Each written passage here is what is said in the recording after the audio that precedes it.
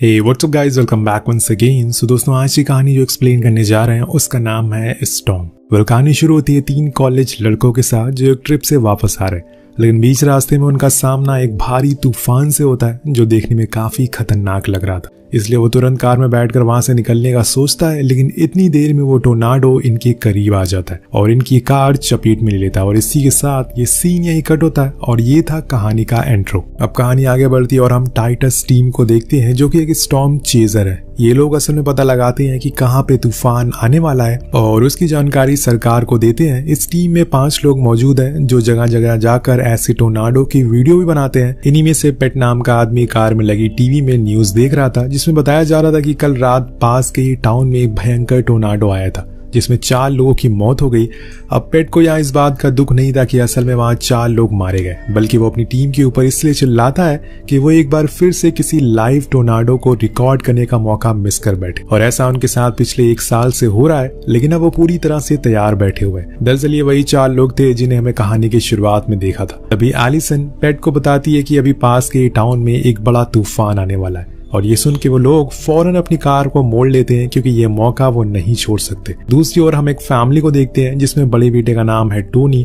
वो असल में एक यूट्यूबर है और ऐसे ही कुछ यूनिक चीजों को रिकॉर्ड करके यूट्यूब पर डालता है। उसके डैड उसी स्कूल के वाइस प्रेसिडेंट है। और इसके बाद हम 2 और लोगों को देखते हैं जिन्हें खतरों से खेलने का बहुत ज्यादा शौक है और वो इसी शौक को रिकॉर्ड करके यूट्यूब पर अपलोड करते हैं। और उसी दौरान उन्हें टाइटस टीम की कार दिखती है जिसे देखकर वो समझ जाते हैं कि जरूर कुछ बड़ा होने वाला है या फिर कोई बड़ा तूफान आने वाला है, क्योंकि वो कार इन्हीं के टाउन के पास आ रही थी।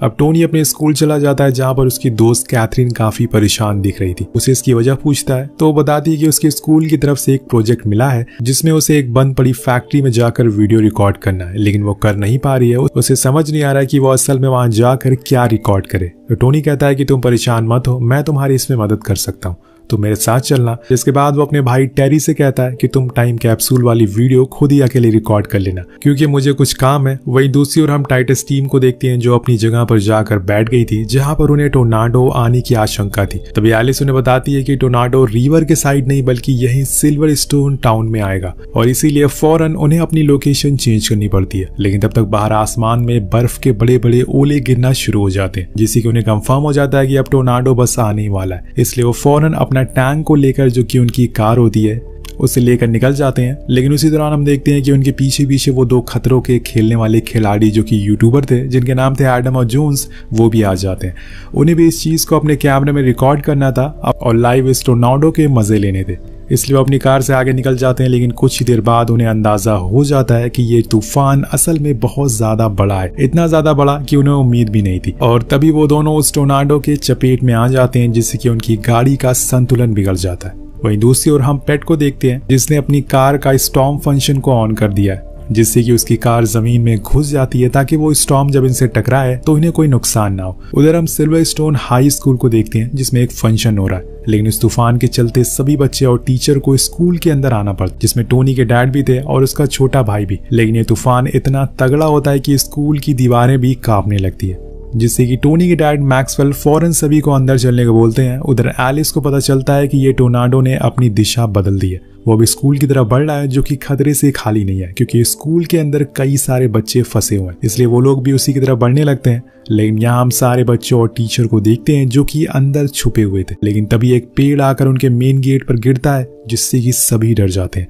और अंदर की ओर भागने लगते हैं और सभी अपना सर नीचे करके बैठ जाते हैं और बस गॉड से प्रे करने लगते हैं क्योंकि ऐसे में कुछ भी हो सकता है। उसी दौरान मैक्सवेल टेरी से टोनी के बारे में पूछता है क्योंकि वो इस समय स्कूल में नहीं था, तो बताता है कि वो कैथरीन के साथ पास वाली फैक्ट्री में गया वीडियो रिकॉर्ड करने के लिए, जिसे सुनकर उसके डैड बहुत डर जाते हैं और फौरन उसे फोन करने को कहते हैं। जब वो फोन उठाता है तो वो उसे बहुत सुनाते हैं, लेकिन उसी समय अब वो तूफान भी उनकी तरफ आ चुका था जिससे कि उस फैक्ट्री की पूरी छत उड़ जाती है। अब इन्हें कुछ भी हो सकता है और ये यहाँ पर सेफ नहीं है और यहाँ भी इस समय इन्हें कोई मदद के लिए भी नहीं आ पाएगा, लेकिन उसके डैड जरूर आएंगे उसे बचाने के लिए। उधर टाइटस टीम को खबर मिलती है कि अब थोड़ी ही देर बाद टोर्नाडो जाने वाला है और होता भी ऐसे ही है। कुछ समय के बाद सब कुछ शांत हो जाता है और मैक्सवेल टेरी को लेकर बाहर आता है, लेकिन वहां का मंजर ही बदल चुका था। चारों तरफ बस तबाही थी। जितने भी घर थे वो सब अपनी जगह से उखड़ चुके थे, जिस वजह से न जाने कितने लोग मारे गए होंगे। वहां मैक्सवेल पहुंच जाता है और घर में जितने भी लोग बचे हुए थे उन सभी को बाहर निकालता है और उनकी मदद करता है ताकि वो जिंदा रह सके। वहीं दूसरी ओर हम देखते हैं कि कैथरीन और टोनी दोनों ही उसी फैक्ट्री में छुपे हुए हैं, लेकिन तभी वो तूफान जो कुछ भी बची हुई फैक्ट्री थी उसे भी अपने साथ ले जाता है, जिसके बाद वो दोनों और ज्यादा डर जाते हैं। पर अब माहौल शांत हो चुका था, इसलिए मैक्सवेल अपने बेटी को बचाने के लिए निकल जाता है और ढूंढने के लिए। वहीं दूसरी ओर एलिस बताती है कि ये बस एक छोटा सा टोर्नाडो था, कुछ ही देर बाद एक बहुत बड़ा तूफान आने वाला है जिसमें न जाने कितने घरों को गिराने की ताकत होगी। लेकिन यहाँ भी वो एक और वीडियो बनाने की सोचती है, बल्कि उन्हें तो फौरन ये न्यूज पुलिस से शेयर करनी चाहिए थी, पर ऐसा नहीं था। उधर हम एडम और जोन्स को भी देख पाते हैं जो मजे से बैठे चिल कर रहे थे, क्योंकि अब उन्हें एक वीडियो मिल गई थी जिसे देखने के लिए उसके पास एलिस भी जाती है, लेकिन वो उन्हें दिखाने से मना कर देता है। पर तभी वो दूसरा तूफान आने लगता है जिसे एक बड़ा टोर्नाडो भी बन जाता है। देखते ही देखते वो इतना विशाल हो जाता है कि सभी के होश उड़ जाते हैं। वो इतना बड़ा था कि पूरे शहर को निगल सकता था। अपने सामने आने वाली बड़ी बड़ी इमारतों को वो चुटकी में ही खत्म कर देता है और इसी में एलिस और उसकी टीम भी चपेट में आ जाती है। वो बस जाने वाली थी कि तभी वहां मैक्सवेल आकर उनकी जान बचाता है और उसे जोर से पकड़ लेता है। उस तूफान के जाने के बाद मैक्सवेल देखता है कि उसकी कार तो टूट गई है और इसीलिए वो पेट से लिफ्ट मांगता है पास वाली फैक्ट्री तक जाने के लिए, जहां पर उसका बेटा फंसा हुआ है। लेकिन वो मना कर देता है क्योंकि ऐसे किसी अनजान आदमी को अपनी कार में नहीं बैठा सकता। लेकिन बाद में जब एलिस उसे बताती है कि अगला टोर्नाडो उसी दिशा में आ रहा है तो वो मान जाता है और उसे बैठा लेता है, जिसके बाद वो लोग आगे बढ़ जाते हैं। वहीं दूसरी ओर जहाँ पे कैथरीन और टोनी फंसे हुए थे वहां की पानी की पाइप फट जाती है, इसलिए अब धीरे धीरे करके उस छोटी सी जगह में पानी भरना शुरू हो जाता है, जिससे उन्हें वहां बैठने में दिक्कत होने लगती है।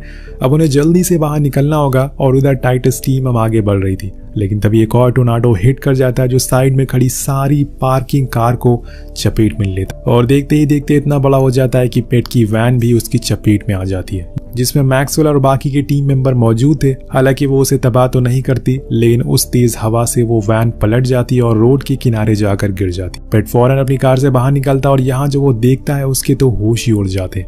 दो टोर्नाडो एक दूसरे की तरफ बढ़ते जा रहे थे और बीच रास्ते में आने वाली सभी चीजों को तबाह कर रहे थे, लेकिन सभी लोग अभी तक सही सलामत थे। तभी अचानक से एक पेट्रोल पंप में आग लग जाती है, जिससे कि वो टोर्नाडो एक फायर टोर्नाडो में बदल जाता है और वो और ज्यादा खतरनाक हो चुका था, धीरे धीरे बड़ा होने लगता है। इस चीज को रिकॉर्ड करने के लिए कैमरामैन जेकब उसके करीब जाता है, लेकिन यहाँ वो वही गलती कर देता है क्योंकि वो इतना पावरफुल हो चुका था कि वो उसके अंदर खींचने लगता है और देखते ही देखते वो जल के खाक हो जाता है। और तभी इन लोगों को पास में ही बना एक चर्च दिखता है और ऐसे मौके पर बस गॉड याद आते हैं, इसलिए वो लोग बिना कुछ सोचे समझे उसमें घुस जाते हैं और गेट को बंद कर लेते हैं। उन्हें पता था कि ये तूफान इतना बड़ा है कि सब कुछ तबाह हो जाएगा, लेकिन चर्च सही रहेगा।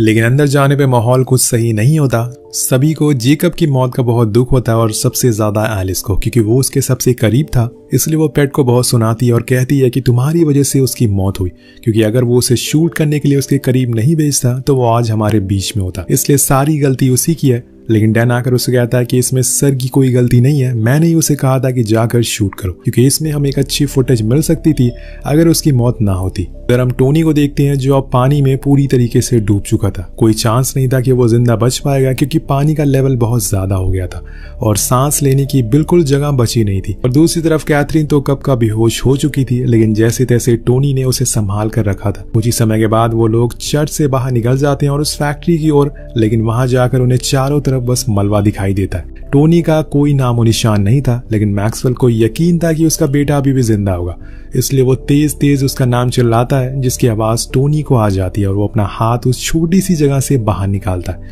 जिसे कि मैक्सवेल देख लेता है और फौरन पहले तो वो कैथरीन को बाहर निकालता है, लेकिन वो बेहोश थी। उसे तो पहले होश में लाया जाता है, जिसके बाद मलबा हटाकर टोनी को बाहर आने को कहा जाता है। लेकिन ये इतना आसान नहीं था क्योंकि उसका पैर नीचे मलबे में फंस चुका था, जिस वजह से वो बाहर नहीं आ पाता और अब पानी उसके सर के ऊपर पहुंच चुका था। इस सिचुएशन को देखते हुए मैक्सवेल खुद नीचे जाता और अपनी बेटी को बाहर निकालने की कोशिश करता है और इसकी पैंट को काट देता है, जिससे कि वो फ्री हो जाता है। लेकिन जब वो उसे लेकर बाहर आता है तो उसकी सांसें नहीं चल रही थी, जिसे देखकर वो लोग बहुत घबरा जाते हैं और खासकर मैक्सवेल। वो सारी कोशिशें करता है जिससे कि वो बच सके, लेकिन कुछ भी काम नहीं आ रही थी, इसलिए आखिर में वो उसे CPR देता है, जिससे कि वो अचानक से उठ जाता है, जिससे सभी के अंदर जान आती है और सभी वहां से निकलने के लिए दूसरा रास्ता ढूंढने लगते हैं, क्योंकि यहाँ पे रहना अब ज्यादा देर ठीक नहीं है। पेट अपनी कार लेकर आता है जिसमें बैठकर सभी टाउन से जाने लगते हैं, लेकिन तभी एलिस की नजर मॉनिटर स्क्रीन पर पड़ती है जहां पर उसे एक EVF टोर्नेडो दिखता है, जो अभी तक का सबसे बड़ा और विशाल टोर्नेडो है। वो इतना ताकतवर है कि उसके अंदर कई सारे छोटे मोटे टोर्नाडो आसानी से समा सकते हैं। और अब वो स्कूल की तरफ बढ़ रहा है जिसमें अभी भी बहुत सारे बच्चे फंसे हुए हैं। अगर वो स्कूल तक पहुंच गया तो पूरे स्कूल को एक साथ उड़ा कर ले जाएगा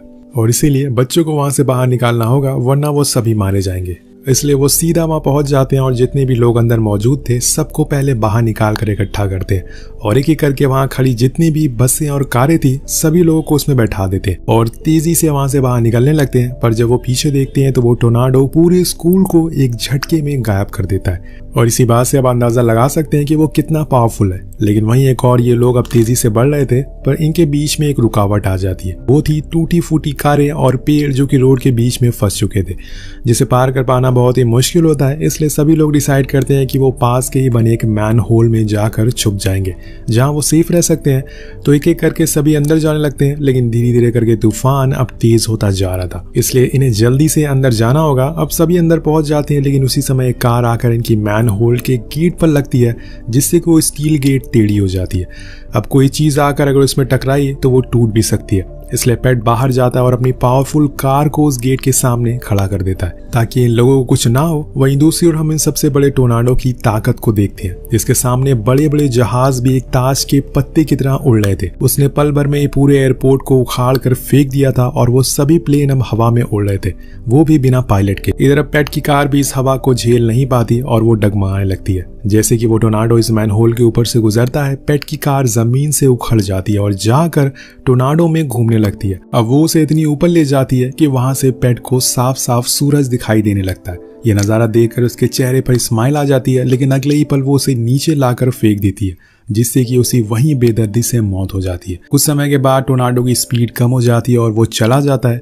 तब सब लोग बाहर आते हैं और जब अपने शहर को देखते हैं तो उन्हें यकीन ही नहीं होता। पूरा सिल्वर स्टोर टाउन ताश के पत्तों की तरह बिखर पड़ा था, सभी चीजें तबाह हो गई थी, हजारों लोगों की जान चली गई थी। जो भी मैक्सवेल के साथ थे या फिर कहीं बेसमेंट में छुपे थे वही लोग बच पाए थे। सभी बचे हुए लोगों को देखते हैं जिसमें टोनी और टेरी भी थे। वो दोनों वीडियोस रिकॉर्ड करते हैं और बताते हैं कि उन्होंने जो देखा वो किसी बुरे सपने से कम नहीं था, लेकिन इस हादसे के बाद मेरे अंदर मेरे डैड के प्रति और इज्जत बढ़ गई है।